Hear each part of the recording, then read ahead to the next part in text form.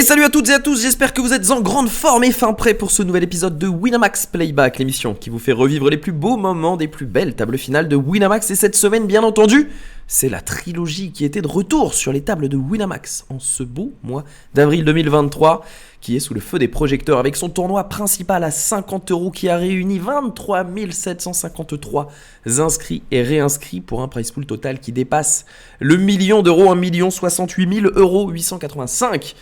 Dont la plus belle partie est encore à distribuer. Il y en a une grosse partie qui est déjà partie, mais il reste la table finale et c'est là, on le sait, que les grosses sommes sont à gagner. On découvre sans plus attendre le casting des vénards finalistes.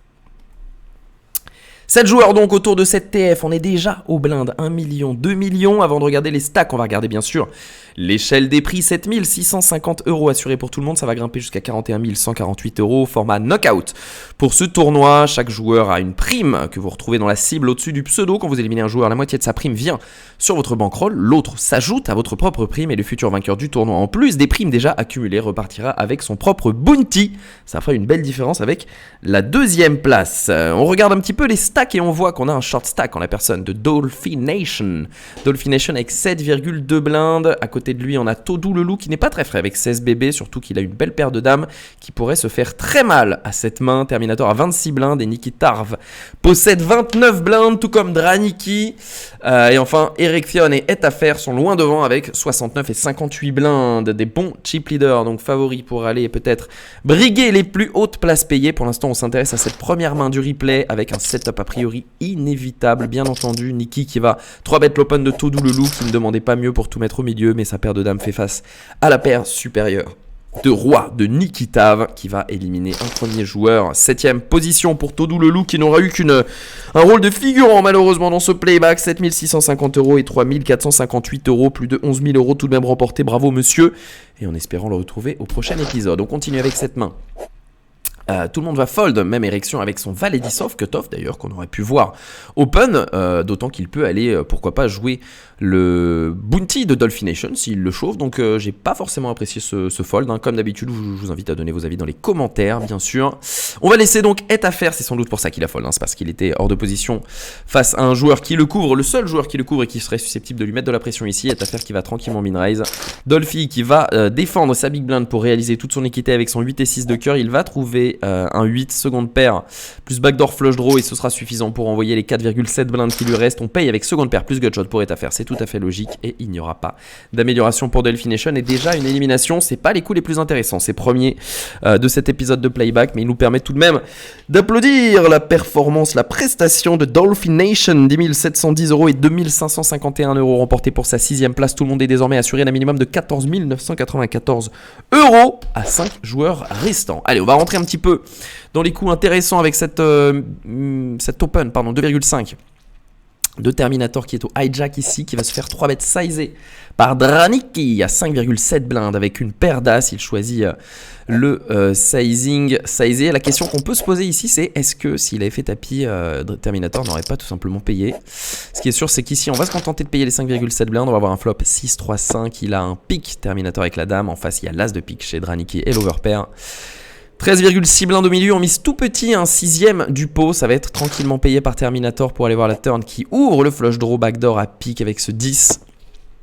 Terminator qui check une nouvelle fois, Draniki qui demande le reste, 11 blindes dans les 18 du pot, et là la décision est terrible pour Terminator et il va prendre la bonne, entre guillemets, en étant résultat oriented, puisqu'il va se coucher avec son As-Dame qui avait tout simplement 0% de chance de gagner ici. Il n'avait plus d'out pour s'en sortir. Mais ça, il ne le savait pas. Il n'y a que nous qui le savons. Et Draniki qui donc ne prend que, entre guillemets, la moitié de son stack et va grimper à 29 blindes tout de même. C'est une très très belle opération pour lui, alors que Terminator se sauve et garde 16,7 blindes. On continue avec cette main.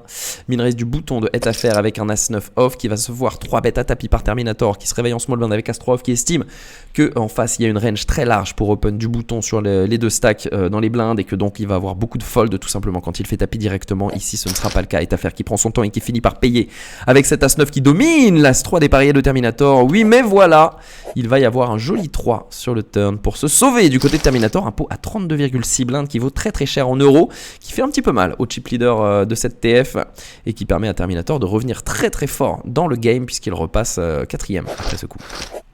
Allez, on va un petit peu plus loin sur la finale. Les stacks se sont pas mal étiolés, vous pouvez vous en rendre compte. Ouais, j'ai employé le mot étiolé, comme ça j'avais envie de le placer. Puisqu'on a un joueur en dessous de 10 blindes, deux joueurs en dessous de 20, Ericsson qui est deuxième, mais avec seulement, entre guillemets, 31 blindes, et toujours est à faire loin devant avec 56 blindes. Et en plus, regardez, il trouve des mains avec cette belle paire d'as. On va open sur le bouton de Nikitav, qui va trouver avec ce valet dame top pair, good kicker sur ce flop, 5 blindes au milieu, il va miser un tiers du pot, est à faire, ça va être tranquillement relancé par Nikitav en value avec son valet dame, est à faire qui demande le reste. Et là, la décision est horrible. Avec l'ICM, bien sûr, on a très envie de voir Draniquet se faire éliminer avec nous. La question maintenant, c'est qu'une fois qu'on a raise avec valet dame, est-ce qu'on peut vraiment fold? Alors évidemment, il y a des mains qui nous dominent. Pour 3 bêtes à tapis, hein, bien entendu, toutes les overpairs, les valets mieux kickés, pourquoi pas des 2 paires, pourquoi pas des brelans, pourquoi pas des énormes draws qui nous domineraient peut-être légèrement, dame roi de pique, pourquoi pas. Mais il y en a aussi des draws purs, tout simplement, hein, des dames 10, des rois dames, pourquoi pas avec un pique, des tirages à pique, tout simplement. Et pourquoi pas aussi des valets 10, des valets 8, des valets qui s'emballeraient un petit peu, même si on se doute qu'il ne va pas les jouer de cette manière. En tout cas, pas sûr que check raise fold soit la meilleure option, mais encore une fois, en étant résultat oriented, ça l'est, et il va trouver ce fold. Nikitav va se garder 11,1 blindes pour espérer, pourquoi pas gratter. Ça fait beaucoup de fois que je dis pourquoi pas, non?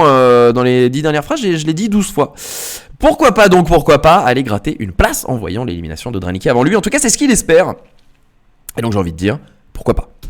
Allez, on va faire qui continue sa marche en avant. Regardez maintenant les stacks. Regardez, on va additionner les stacks. Direction de Draniquet, de Nikitav et de Terminator. Ça fait 18,7.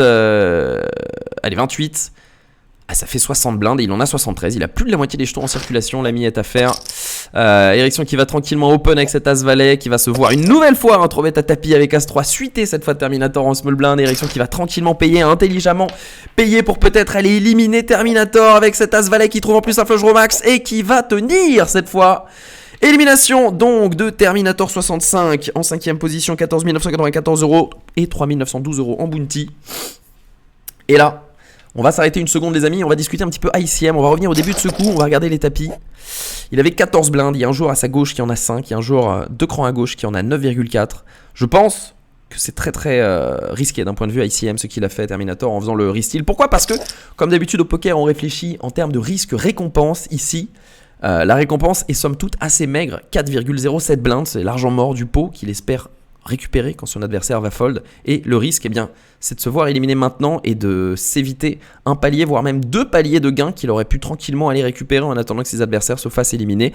2 paliers de gains ici, ça représente tout de même 15 000 €, c'est absolument énorme. Voilà, je pense que c'est une petite erreur d'ICM. Vous me donnerez vos avis, comme d'habitude. Elle a voulu prendre des risques, Terminator, avec cette main qui lui avait porté bonheur tout à l'heure. Mais cette fois, c'est le malheur qui s'est abattu sur ses épaules. On continue donc avec 4 joueurs restants, assurés de 20 992 €. Regardez le stack de Nikitav, 1,03 blind après s'être acquitté de la big blind. Draniquet en a 5,5 et Draniquet va faire tapis. Sauf que est à faire va isoler.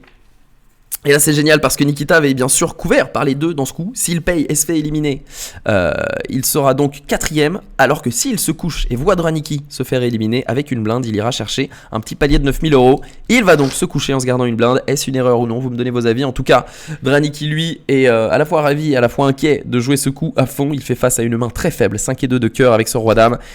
Une dame tout de suite. Un 2 tout de même, pas de cœur. Un 4 de trèfle qui ne change rien. Et un 3 non plus, c'est bon, ça double. Il s'est fait une belle frayeur, on repasse à 12,5 blindes. Et pour Nikitav, c'est une catastrophe ici, bien sûr. Même si sur ce run-out là, il n'aurait pas doublé. On avait quand même la meilleure main. On a laissé peut-être passer une opportunité de prendre 3 fois son stack. Dommage pour Nikitav. On continue avec la main suivante, open chauve de notre chip leader au bouton avec un as. Ça va être payé cette fois par moins d'une blinde. Chez Nikitav, c'est la very next end. Hein. Ah, qu'est-ce qui se passe? Il y a un petit bruit derrière moi, bougez pas. As de pique donc pour trouver un très grand bonheur sur ce flop roi 9-8 avec 3 piques. Et on va tranquillement éliminer le short stack sur cette opération. 4ème Nikitav et remporté tout de même 20 992 € et 2 401 € en bounty. Pour lui, on est assuré désormais de 29 390 €. Draniquet a fait la belle opération puisqu'il s'assure de grimper sur ce podium face à Ericsson et est à faire. Ericsson qui, à noter, n'a pour l'instant pas bougé une oreille de cette TF.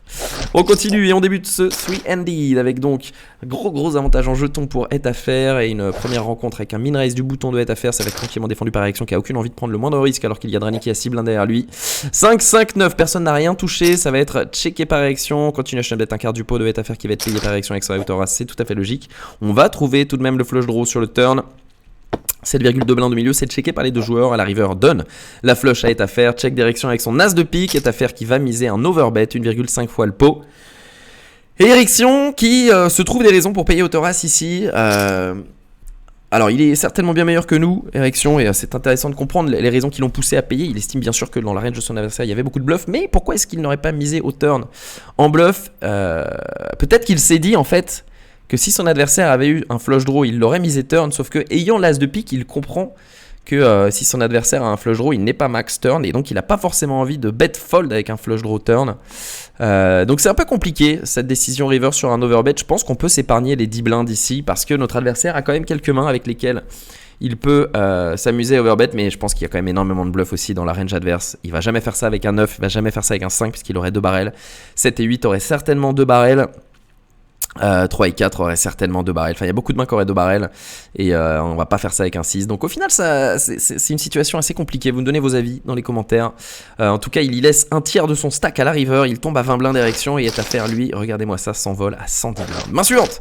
Avec cette rencontre en bataille de blindes qui va être tapis directement demandé. Draniki qui paye bien sûr avec son As-9. Il a bien raison de le faire. Le flop est désastreux. Mais on a un petit peu d'espoir avec ce gutshot turn qui malheureusement ne se concrétisera pas. Élimination en 3ème place, somme toute plutôt logique, de Draniki, 29 400 € et 210 € en bounty. Nous sommes en heads up, mesdames, messieurs, entre Eriksson, 15 blindes, et Etafer, 103,8 blindes.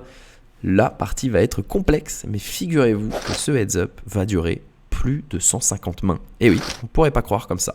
On commence avec cette toute première main, tapis avec paire de 6, payé par le roi 8, suité de Etafer, qui est à un conflip de plier son tournoi, mais qui ne va pas trouver les outs pour le faire. Et on va doubler à 26 blindes chez Eriksson. Main suivante, un setup des plus classiques. Limp de Etafer avec paire de 4. On relance avec paire de roi chez Eriksson. Limp pre-raise all-in, complètement normal. Et bien sûr, on va payer dans la seconde chez Eriksson. Et la paire de roi va tenir jusqu'à la river pour faire full. Et là, regardez, déjà, les choses se sont bien rééquilibrées. 46 blindes contre 72. Les blindes vont un petit peu augmenter. Regardez les stacks qui vont bien diminuer. Là, on a déjà joué une cinquantaine de mains dans ce heads up. Et on arrive à cette main avec un min raise, du bouton, avec 5 et 3 de cœur de Etafer qui va être défendu par As-10 de Eriksson. Regardez-moi ce flop comme il est beau. On trouve tout simplement tirage quinte flush par les deux bouts chez Etafer, hauteur As simplement chez Eriksson.